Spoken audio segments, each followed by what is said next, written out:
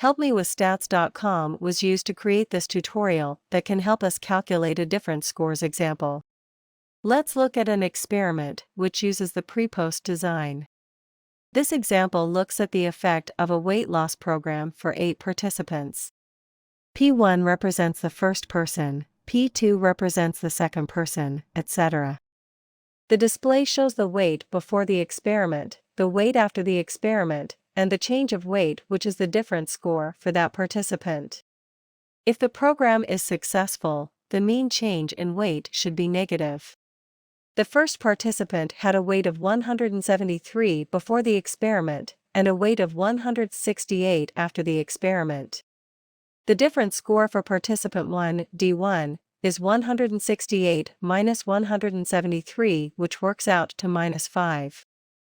The second participant had a weight of 211 before the experiment, and a weight of 203 after the experiment.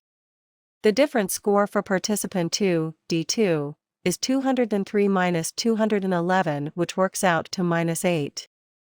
The third participant had a weight of 165 before the experiment, and a weight of 166 after the experiment. The difference score for participant 3, D3, is 166 minus 165, which works out to 1. Here are the difference scores created for participants 4 through 8. At the bottom of the display, the means are presented for the before weights, the after weights, and the mean of the difference scores, which is -9.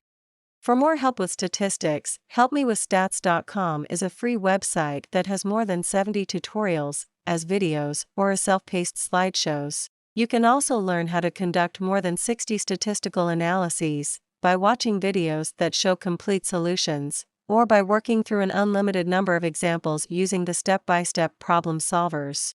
Finally, you can access a comprehensive stats textbook with more than 685 review questions.